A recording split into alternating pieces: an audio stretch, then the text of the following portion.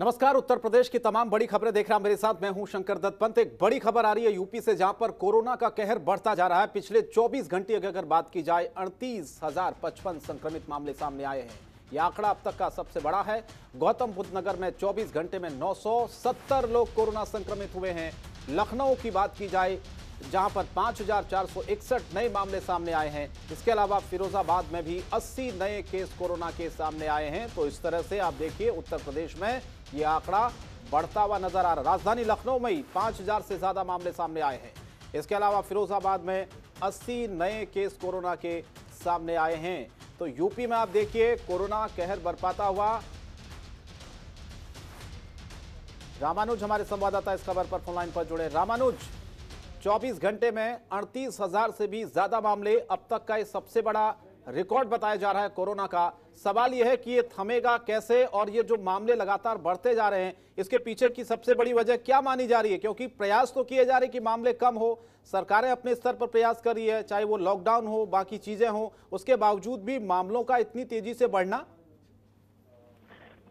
शंकर, मामलों का इसलिए तेजी से बढ़ना भी लाजमी है कि लोगों ने लापरवाही भी खूब की है और इस लापरवाही का खामियाजा भी आम जनता ही उठा रही है। और इसमें लगातार अभी भी अगर आप देखें तो लगातार सरकार ने अपील की है कि लोग बिना वजह जो है वो बाहर ना निकलें।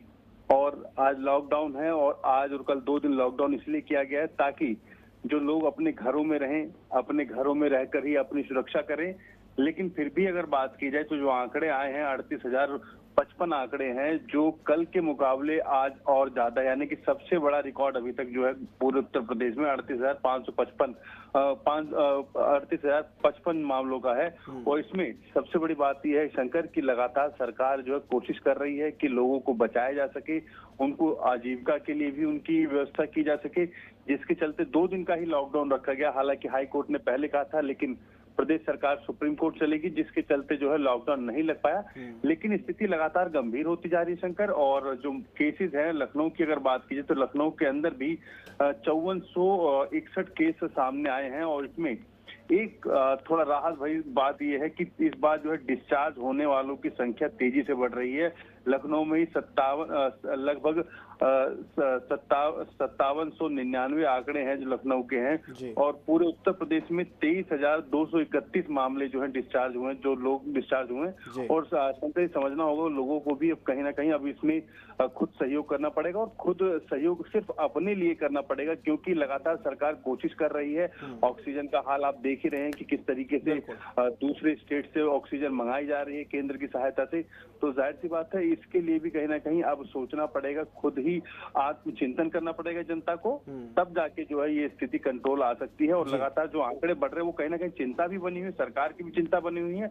और इतना ही नहीं, तमाम और लोगों की भी चिंता बनी हुई है, क्योंकि लगातार कोविड के जो टेस्ट है उसमें भी कल 2 लाख से ज्यादा जो टेस्ट हुए, 2.5 लाख से ज्यादा, वो कहीं ना कहीं आंकड़े जो आज आ रहे हैं वो ज्यादा टेस्ट होंगे। तो जाहिर सी बात है टेस्ट के जो आंकड़े आएंगे वो भी कहीं ना कहीं ज्यादा ही होंगे पहले के मुकाबले। तो जाहिर सी बात है कि आंकड़े जो है इस बार फिर जो है एक रिकॉर्ड जो है उसने तोड़ा है, क्योंकि कल 37,000 से ज्यादा मामले थे और आज 38,000 से ज्यादा मामले होना कहीं ना कहीं चिंता का विषय बनी हुई है।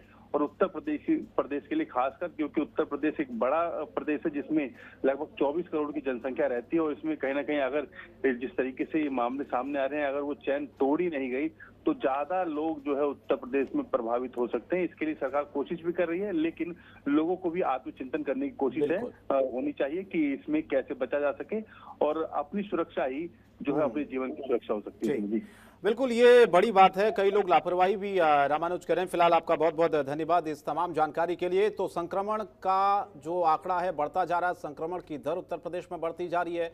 पिछले 24 घंटे में गौतम बुद्ध नगर की बात की जाए 970 लोग कोरोना संक्रमित हुए हैं। ज्यादा जानकारी के लिए नोएडा से विनायक हमारे संवाददाता फोनलाइन पर जुड़े। विनायक, उत्तर प्रदेश में पिछले 24 घंटे में संक्रमितों की जो संख्या बढ़ी है अब तक का सबसे बड़ा रिकॉर्ड है, लेकिन गौतम बुद्ध नगर का क्या हाल है? 970 से ज्यादा केस पिछले 24 घंटे में बताए जा रहे हैं वहां पर। अभी क्या अपडेट है आपके पास?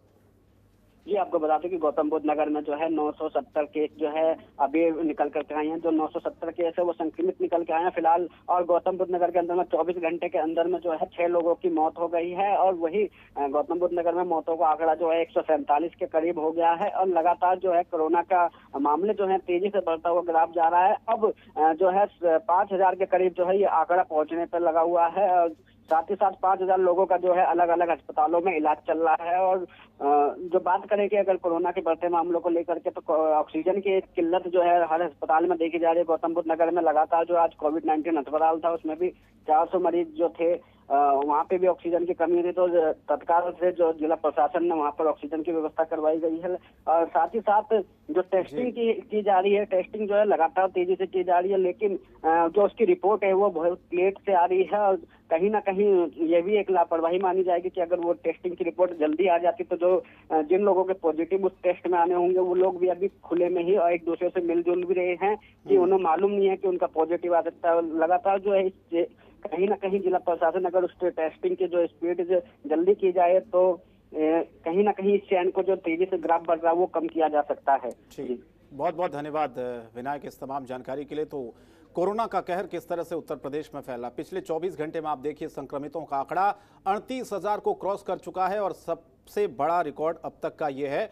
अलग अलग जगहों पर उत्तर प्रदेश के अगर जिलों की बात करें, गौतम बुद्ध नगर में 24 घंटे में 970 लोग कोरोना संक्रमित हुए हैं। इसके अलावा उत्तर प्रदेश की राजधानी लखनऊ में 5461 नए मामले कोरोना के सामने आए हैं। फिरोजाबाद में भी 80 नए केस सामने आए हैं। दीपक हमारे संवाददाता जोड़े फोन लाइन पर। दीपक, फिरोजाबाद का हाल बताइए, कितने संक्रमितों की अब तक वहां पर पुष्टि हो चुकी है और क्या वजह मानी जा रही कि तेजी से आंकड़े बढ़ रहे हैं?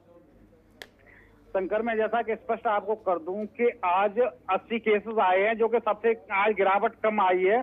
लेकिन अगर पिछले हम 3 दिनों के रिकॉर्ड की बात करें तो 96 और कल तो सबसे ज्यादा रिकॉर्ड तोड़ बढ़ोतरी हुई, जिसमें 227 केसेस सामने आए थे। लेकिन आज की स्थिति की हम बात करें, बीते 3-4 दिन से जो मौतों का सिलसिला है, प्रत्येक दिन एक मौत हो रही है।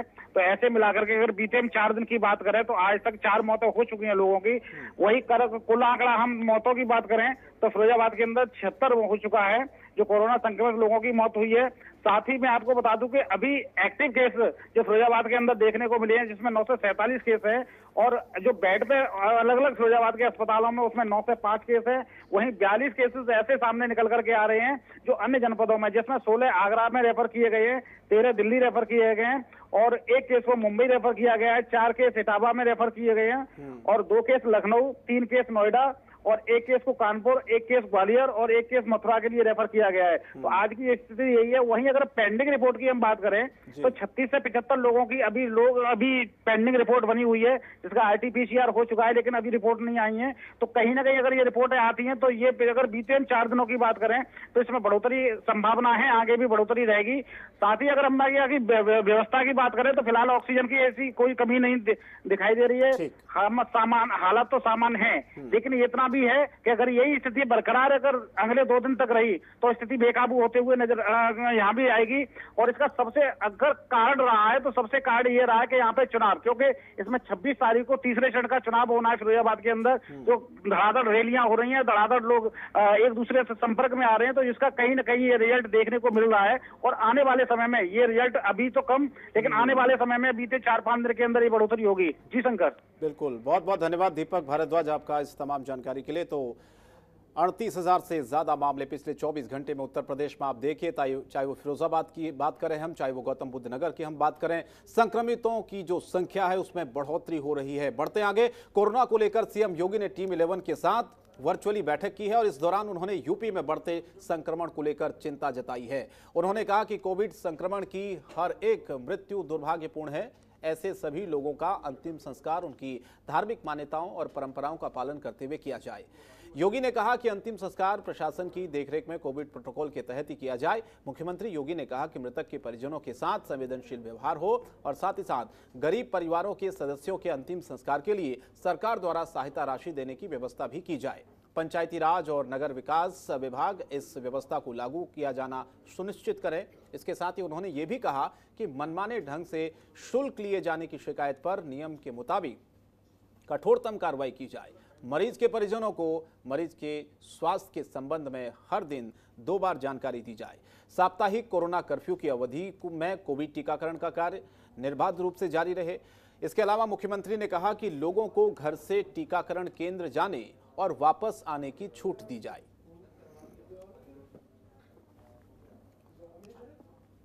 खबर बुलंदशहर से, जहां पर ऑक्सीजन प्लांट में 5 मीट्रिक टन ही ऑक्सीजन बची हुई है, तो वहीं सीडीओ ने इमलिया ऑक्सीजन प्लांट का भी जायजा लिया है।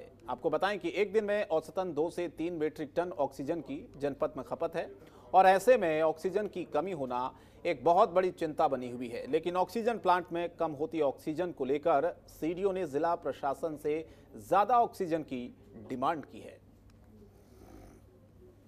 को जो ऑक्सीजन आपूर्ति हो रही है वो गाजियाबाद में प्लांट से वहाँ से आ रही है और अभी तक जो भी हमारी सप्लाई चेन व्यवस्था है वो एकदम अच्छे से काम कर रही है और सभी कोविड नॉन कोविड हॉस्पिटल्स को हम ऑक्सीजन सप्लाई करने में पूरी तरह से सक्षम। और ताजनगरी में बढ़ते कोरोना के मामलों को देखते हुए जिला प्रशासन ने भी कमर कस ली है। कोरोना के संक्रमण को कम करने के लिए नगर निगम प्रशासन ने शहर भर को सैनिटाइज किया है। निगम प्रशासन ने शहर की सभी दुकानों, गाड़ियों के साथ साथ आसपास की चीजों पर सैनिटाइजेशन किया और साथ ही बताएं आपको कि वीकली लॉकडाउन में सीएम ने ये आदेश दिए थे कि लॉकडाउन के दौरान सैनिटाइजेशन का काम तेजी से किया जाए।